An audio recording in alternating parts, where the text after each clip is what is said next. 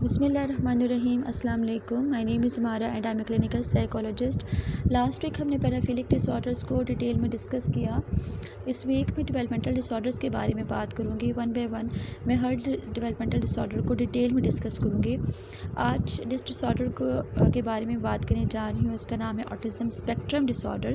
آئیے جانتے ہیں کہ اس کے علامات کیا ہیں، اس کی وجوہات کیا ہے، اس کا مینجمنٹ پلان کیا ہے.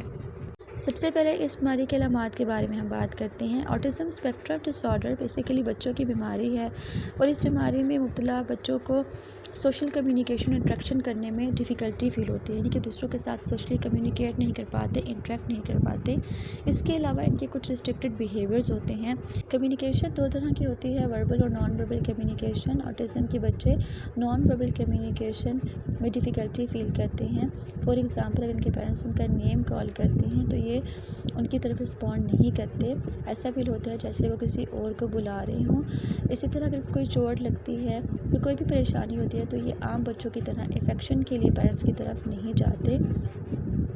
ان کی ایک اپنی دنیا ہوتی ہے جس میں یہ مگن رہتے ہیں. اسی طرح یہ دوسرے بچوں کو نوٹس نہیں کرتے، ان کے ساتھ کھیلنا پسند نہیں کرتے. ایک عام بچہ جب دوسرے بچوں کے ساتھ بیٹھا ہوتا ہے تو ان کو نوٹس کرتا ہے، ان کے ساتھ کھیلتا ہے، لیکن آٹزم کے بچوں کا بیہیویئر چینج ہوتا ہے. وہ دوسرے بچوں کے ساتھ بیٹھے ہوئے بھی ان کو جوائن نہیں کرتے. ایسا لگتا ہے کہ جیسے وہ ان سے بے خبر ہے، ان کو پتہ ہی نہیں ہے کہ ان کے سراؤنڈنگ میں کیا ہو رہا ہے. اسی طرح دوسروں کے ساتھ آئی کانٹیکٹ نہیں کر پاتے. اگر آپ ان کے ساتھ بات کر رہے ہیں تو آپ کی طرف دیکھیں گے بھی نہیں، بلکہ اس کام میں مگن رہیں گے جو یہ کر رہے ہیں. اسی طرح یہ بہت کم جسٹس شو کرتے ہیں، اور جیسے کہ ہینڈ فلیپنگ کرنا. موسٹلی جو آٹزم کے بچے ہیں وہ ہینڈ فلیپنگ کرتے رہتے ہیں. اسی طرح ان کے کچھ ریسٹرکٹڈ انٹرسٹ ہوتے ہیں. فار ایگزامپل اگر ان کو کوئی ٹوائے پسند ہے تو اس کے علاوہ کسی اور ٹوائے سے نہیں کھیلیں گے، اور وہ ٹوائے اگر گم ہو جاتا ہے تو بہت زیادہ غصہ کرتے ہیں اور کسی اور ٹوائے کو ایسے کھیلنا پسند نہیں کرتے. اسی طرح اگر ان کو کوئی بلاکس پسند ہے تو یہ ایک ہی طرح کے بلاک سے کھیلیں گے اور سیم کلر کے بلاک سے، جو کلر ان کو پسند ہوں گے اسی کلر کے اور اسی ٹائپس کے بلاک سے کھیلنا پسند کرتے ہیں.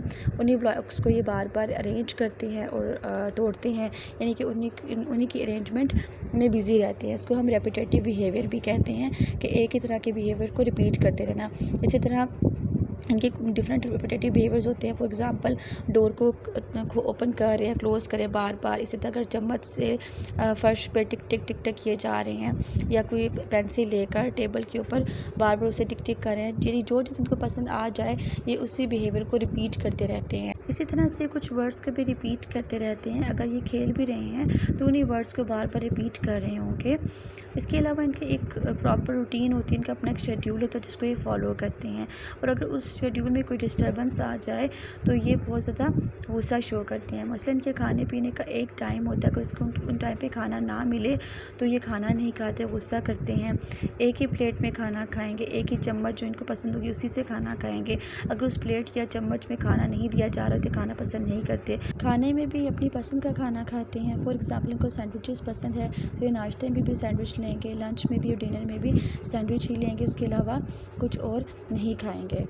اسی طرح ڈریسنگ بھی اپنی پسند کی کرتے ہیں، جو کلر ان کو پسند ہوگا اسی کلر کا ڈریس پہنیں گے.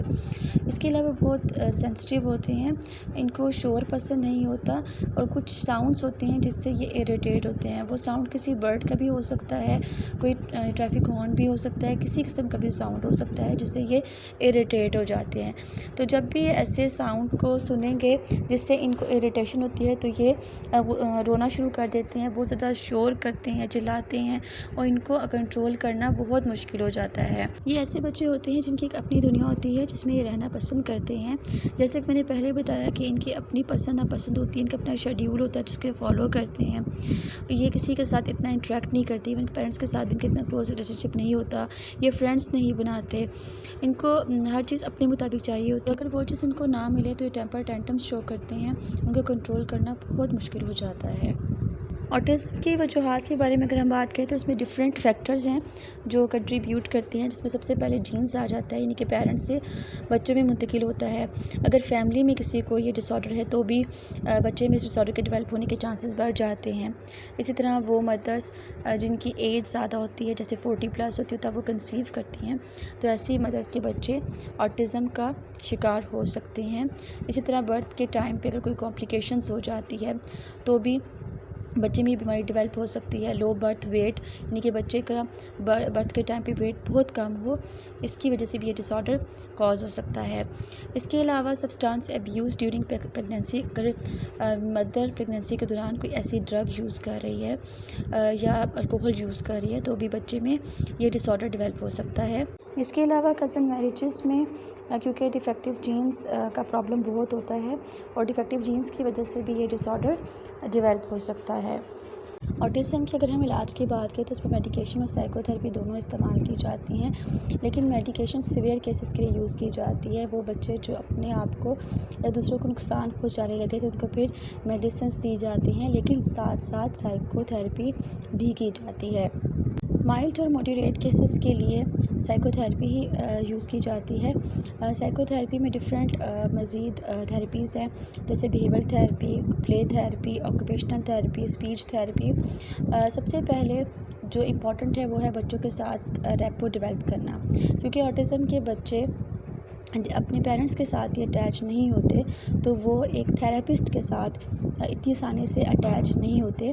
ان کے ساتھ ریپو ڈیولپ کرنا بہت ضروری ہوتا ہے. جب تک ریپو ڈیولپ نہیں ہوتی تب تک آپ بچے کا علاج نہیں کر سکتے، اس کے بیہیویئرس کو چینج نہیں کر سکتے، اس کو ڈفرینٹ اسکلس نہیں سکھا سکتے. اس لیے تھراپی کا فرسٹ گول ریپو ڈیولپمنٹ ہوتا ہے. جب بچے کے ساتھ ریپو ڈیولپ ہو جاتی ہے تو اس کے بیہیویئرس پہ کام کیا جاتا ہے. بیہیویئر تھراپی کے ذریعے سے اس کو پازیٹیو بیہیویئر سکھائے جاتے ہیں، اس کے نیگیٹیو بیہیویئرس کو ریڈیوس کیا جاتا ہے. اس کے لیے پازیٹیو رینفورسمنٹ یوز کی جاتی ہے. جب بھی بچہ ڈیزائرڈ بیہیویئر پرفارم کرتا ہے تو اس کو کوئی چیز دی جاتی ہے، موسٹلی جو اس کی فیوریٹ چیز ہوتی ہے وہی اس کو دی جاتی ہے تاکہ بچہ ڈیزائر بیہیویئر پرفارم کر سکے. یہ بھی ویسے اس کی پرسنالٹی کا پارٹ بن جاتا ہے. اس کے علاوہ پلے تھراپی یوز کی جاتی ہے. یہ کھیل کھیل میں بچے کو سکھایا جاتا ہے. پلے تھراپی کے ذریعے سے بچے کے سوشل، ایموشنل اور کمیونیکیشن اسکلس کو امپروو کیا جاتا ہے. یہ تھراپی ٹیچرس کو بھی سکھائی جاتی ہے کیونکہ ان بچوں کو پڑھانا بہت مشکل ہوتا ہے. اس لیے جب ایک ٹیچر جو ہے وہ بھی پلے تھراپی کے ذریعے سے ان کو ایزیلی پڑھا سکتا ہے. آلدو یہ تمام تھراپیز ٹائم ٹیکنگ ہوتی ہے، بہت آہستہ آہستہ بچے میں امپروومنٹ آتی ہے کیونکہ سب سے پہلے امپورٹنٹ ہوتا ہے ریپو ڈیولپمنٹ، اور پلے تھراپی کے ذریعے سے ریپو ڈیولپ کرنا بہت آسان ہو جاتا ہے. اس کے علاوہ آکوپیشنل تھراپی یوز کی جاتی ہے. آکوپیشنل تھراپی کے ذریعے سے بچے کی ڈیلی لیونگ ایکٹیویٹیز پر کام کیا جاتا ہے. فار ایگزامپل اس کو سکھایا جاتا ہے کہ اس نے شرٹ کس طرح سے پہننی ہے، بٹن کیسے بند کرنے ہیں، فورک کیسے ہولڈ کرنا ہے.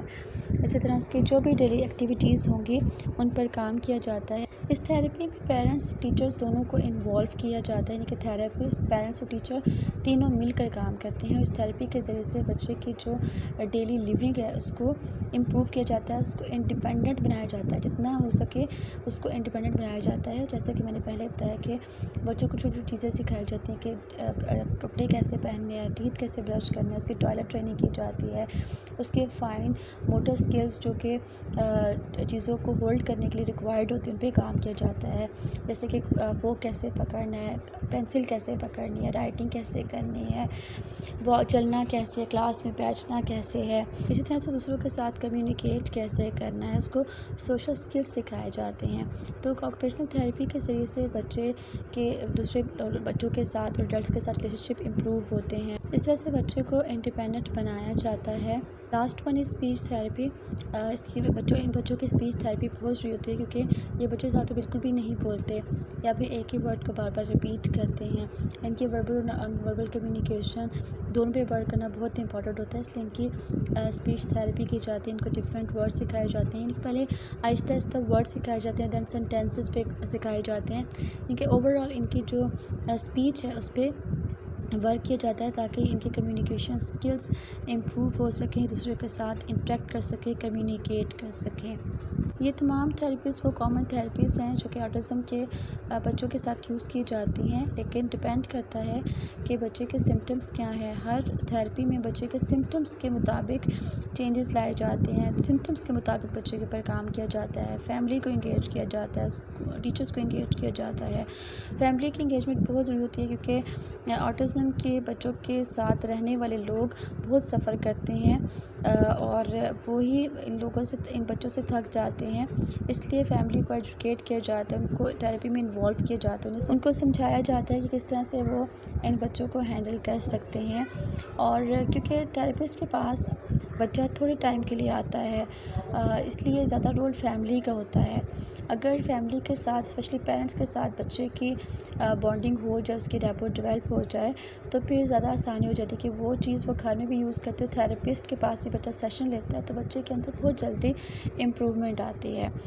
It's all about today. اگر آپ کے اس کے علاوہ کوئی ایشوز جو آپ مجھ سے ڈسکس کرنا چاہتے ہیں تو آپ مجھے مریم ایپ کے تھرو آن لائن کنسلٹ کر سکتی ہیں، اس کا لنک میں نے اپنے اس ویڈیو کے ڈسکرپشن میں دیا ہوا ہے۔ Thank you for watching. اگر آپ نے میرا چینل سبسکرائب نہیں کیا تو پلیز سبسکرائب کر لیں تاکہ آپ میری آنے والی ویڈیوز کو دیکھ سکیں۔